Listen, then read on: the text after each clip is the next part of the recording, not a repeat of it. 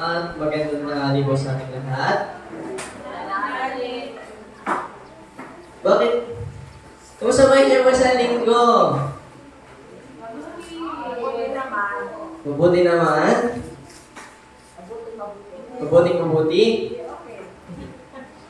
So tayo po ay purihin ang Diyos at patuloy po natin siyang luwalhatiin sa kanyang dakilang pangalan sapagkat tayo po binigyan pa rin ng pagkakataon at patuloy na binibigyan ng pagkakataon ng mga pagpahinga sa kanyang pong pangalan. Ano po mga kapatid? Opo, Brother Ray. Amen po. Ba't kayo po hindi masaya? Kayo po ngumiti. Yan, ngiti tapos batiin niyo po ng happy Sabbath ang inyong katabi. Ayan. Ayan, tapos tanongin niya anong ulam niya kanina. So, ayan po mga kapatid. Akin po ibabahagi, pangalawang pagkakataon ko po. Ano? At ito ulit yung suot ko. Hindi ko in-expect yun. Hindi ko po ito pinlano. Ako ulit yung speaker, tapos ito po ulit yung suot ko. So, akin po ibabahagi sa inyo, ay papakita ni Ate Desh, ay another realization, ayan, na nakita ko po sa Facebook at by the close friend of, hindi naman siya masyadong close pero naging friend ko din po nung kami po sa communication department, si Pastor Caleb Lumingkit.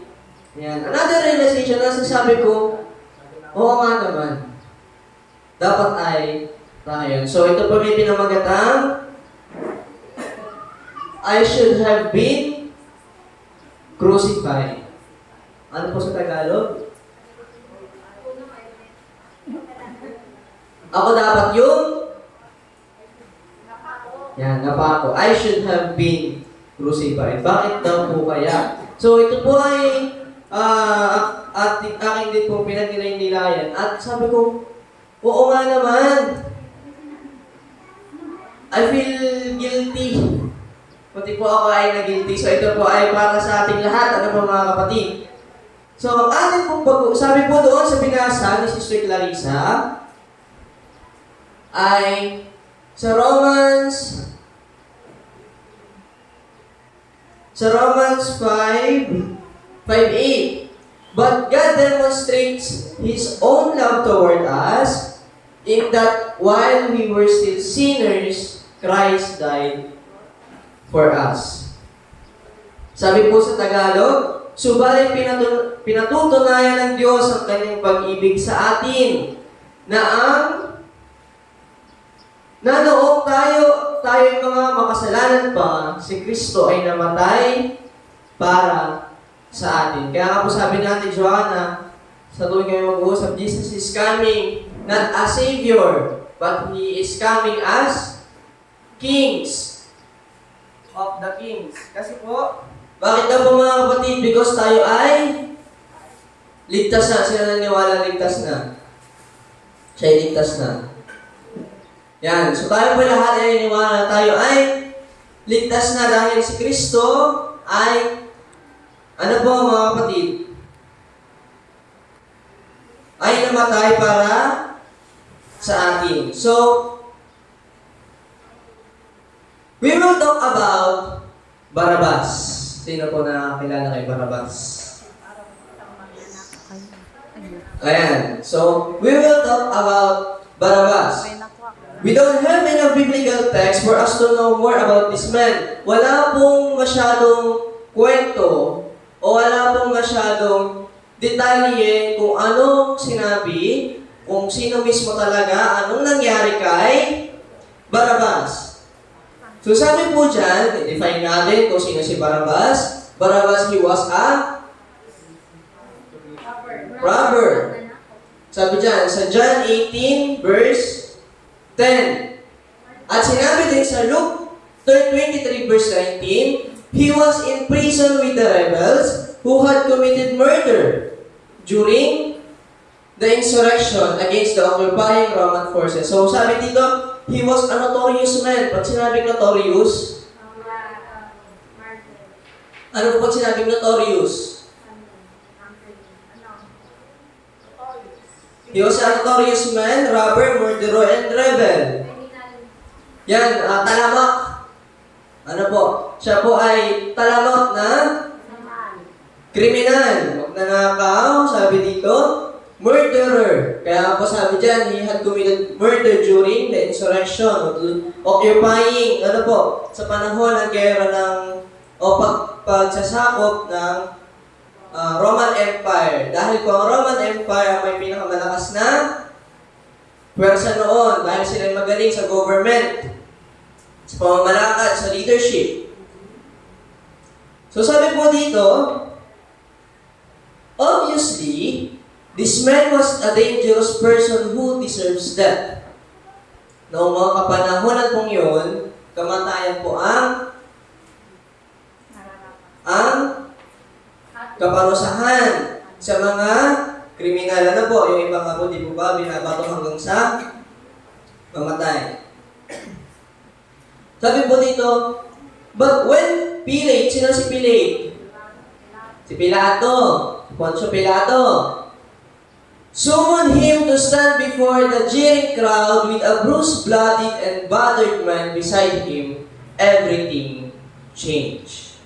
Sabi po dyan, nang ilabas si Poncio Pilato, si Barrabas, katabi si Jesus Christ o yung isang tao na puno ng dugo, bugbog sarado, ano po sabi dyan?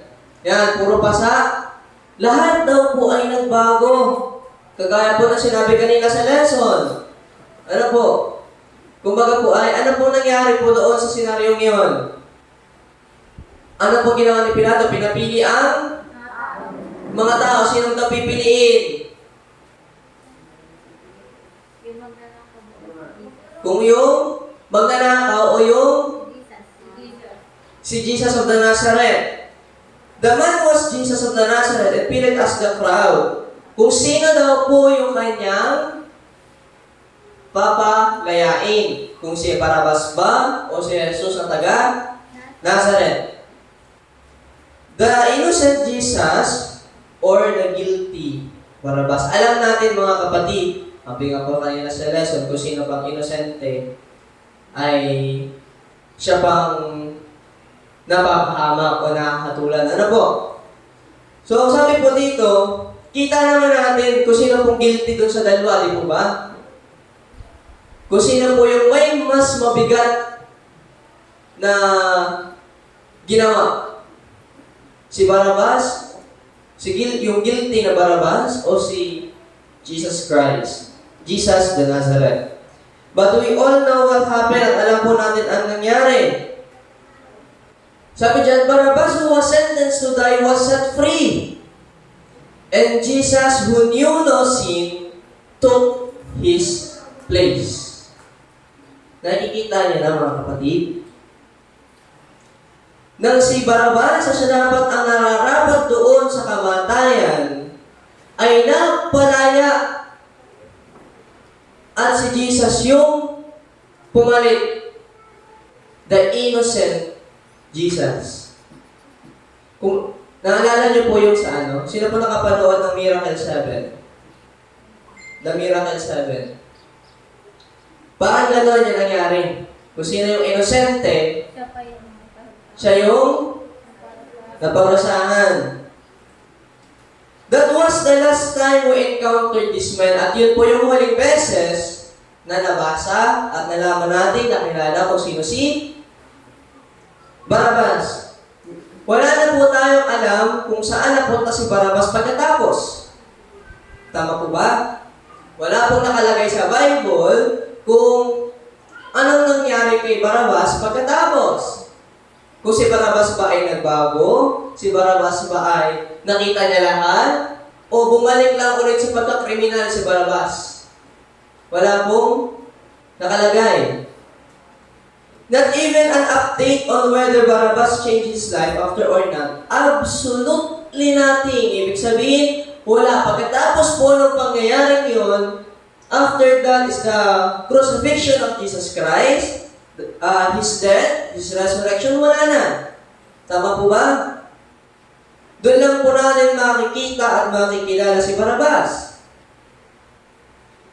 Tama po ba? Tama po. Mother Rain. And I was complete. Sabi po dito, it suddenly hit. Kung kasi realization point ni Pastor, it suddenly hit me. Then, I realized din mga kapatid na tinamaan din ako. I was also guilty. Bakit po? Ang sabi po dyan, I am Barabbas. Or we are Barabbas. Bakit po mga kapatid? We humans also have found guilty of murder. How? Paano daw po natin guilty din tayo as murderers?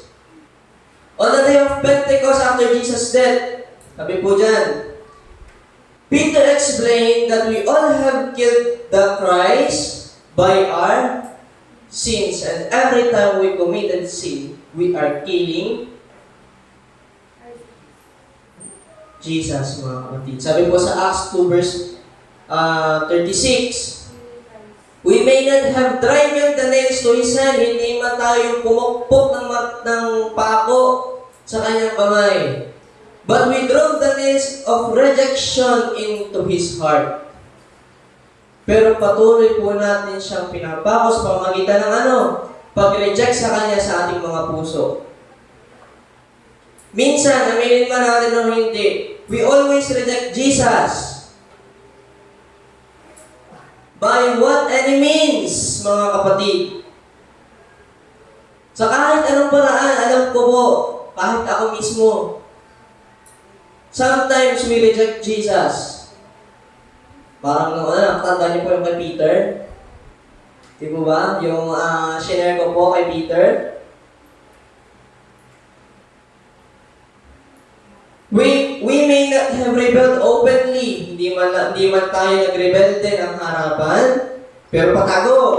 But our actions deny Him as our Lord. And minsan mga kapatid, kung ano po yung mga ginagawa natin, yun. Minsan hindi natin napapansin na nire-reject na pala natin si Jesus Christ. Na hindi po natin napapansin na nade-deny na natin siya bilang Kristo at tagapagligtas natin, mga kapatid.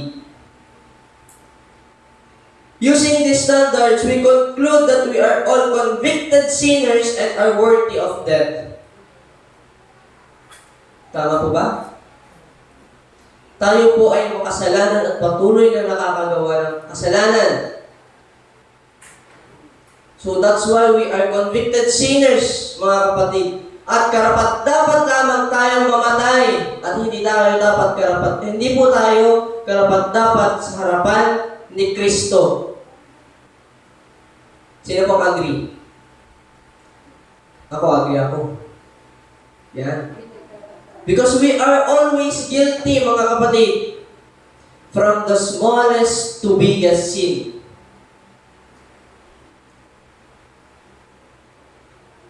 Sabi po dito, but there we see the Son of God, wounded for our transgressions, bruised for our iniquities, chastised for our peace. Pero mga kapatid, nang dahil tayo ay makasalanan at dapat tayong mamatay, nandun si Kristo. Nandun ang anak ng Diyos, mga kapatid, sugatan at bruise sa ating at puro pasa sa ating mga iniquities. Ano pag sinabing iniquities? Pagkukulang. Kakulangan. Diba? At naman siya po ay namatay para sa ating kalayaan, mga kapatid. Kalayaan po saan? Sa kasalanan because we are chained by sin, mga kapatid. At noong panahon, hindi niyo po ba napapansin? Balik po tayo dun sa situation kanina. Inilabas si Poncio Pilato. Sino? Sino pong inilabas si Poncio Pilato? Si Barabbas. At saka sino? Si Jesus de Nazareth. Nang magdesisyon ang tao, mga kapatid, na si Barrabas ang dapat palayain kaysa kay Jesus the Nazareth o the innocent Jesus, yung pangyayari po, di ba sabi po natin kanina, Jesus took His place.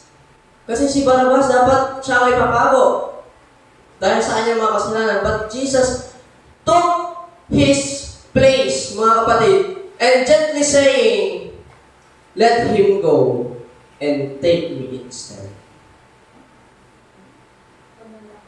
And every day, mga kapatid, ganun po yung sinasabi ni Jesus Christ sa atin.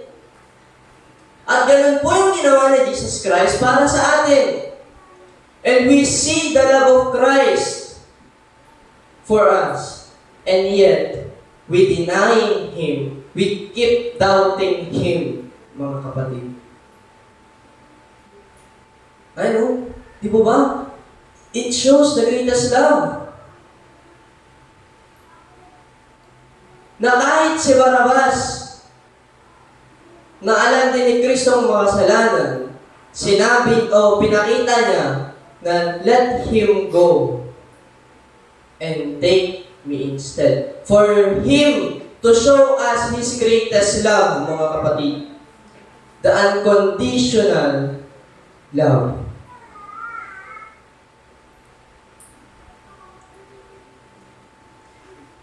So mga kapatid, this is a lesson for us. Na tayo po pala ay si Barrabas. Masakit bang isipin pero totoo. Tayo po pala si Barrabas.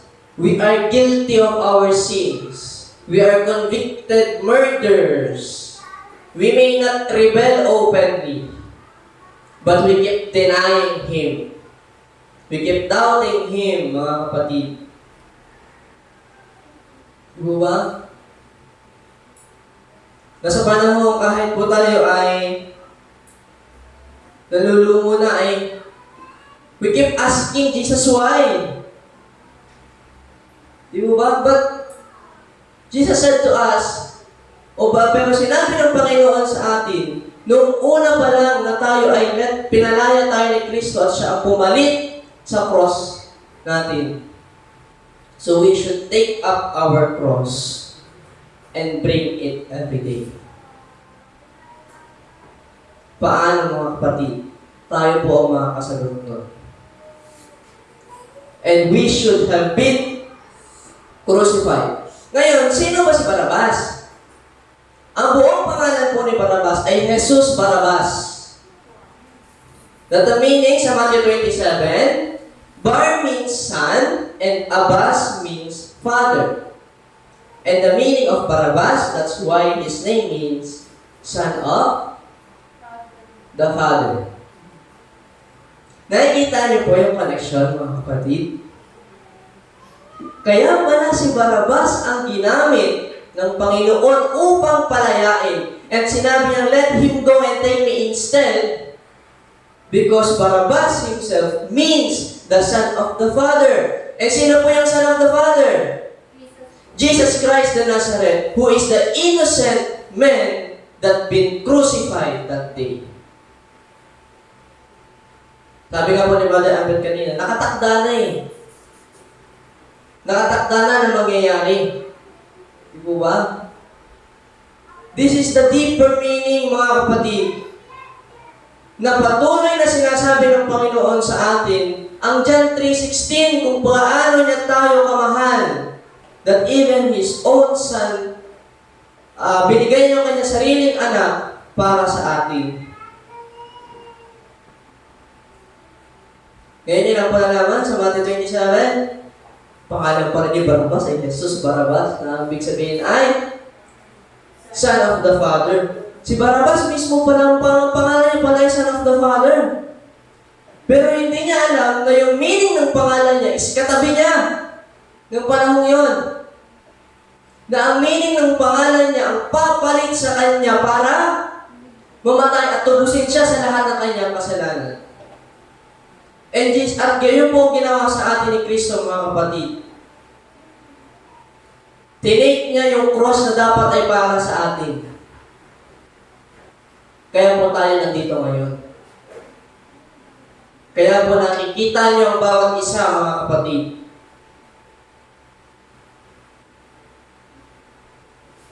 In this scenario, we also see the Son of the Father, our older brother, or kuya, taking our debt so we can have His life for the unity with the Father.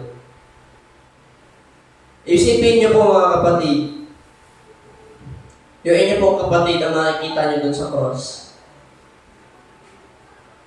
Di po ba masakit? Ano po?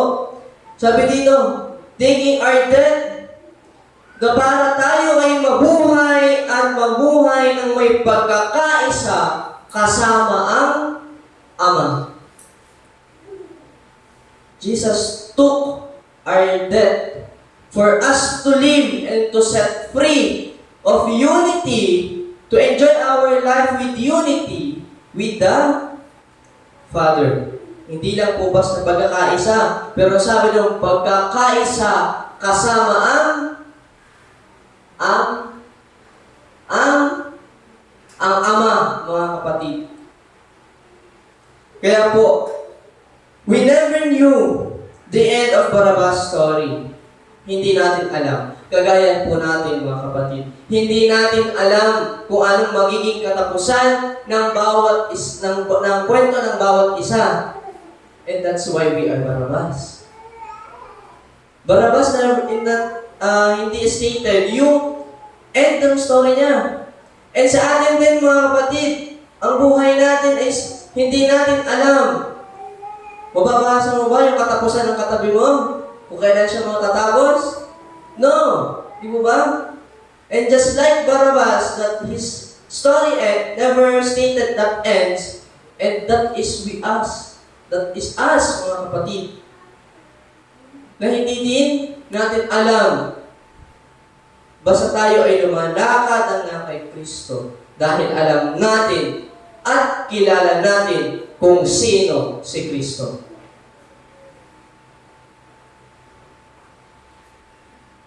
But today, sabi po dyan, bilang mga Barabbas, mga kapatid, how will you end your story?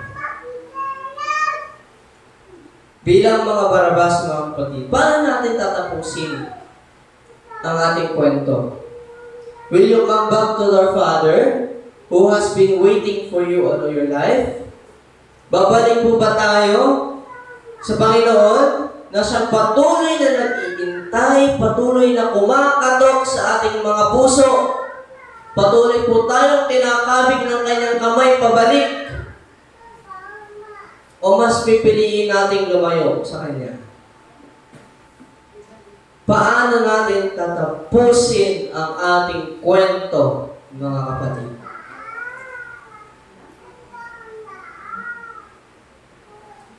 Will you return to your old life after knowing the Son of God took your place and died for you? Babalik po ba tayo sa dati nating buhay?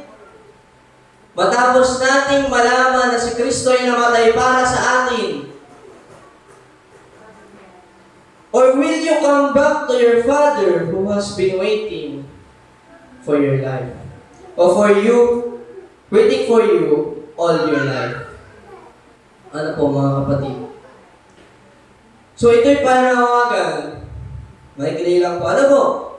Talaga namang So ito po'y panawagan sa atin at patuloy na pinapaalala sa atin, mga kapatid, na tayo ay guilty of our sins. At bago po ako magtapos, nalaman natin na tayo po'y mga Barabbas who never know the end of our story. But may we keep choosing God before ourselves. That may we continue our missions and as God's instrument until Jesus comes. Tayo po minsan ay nawawala, mga kapatid. Sabi ko nga po, tayo ay patuloy na kinakabig pabalik ng Panginoon. At sa huli, ano po gusto ko iwan sa inyo? Will you come? Kasama po ba kayo? Will you come? Bilang mga Barabas na hindi natin alam at bilang mga guilty sa ating mga kasalanan, sasama po ba tayo pabalik?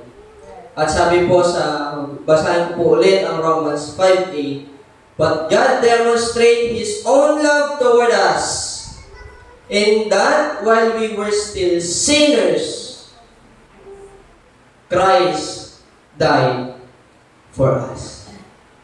Happy Sabbath po mga kapatid at magandang tanghali po sa ating lahat.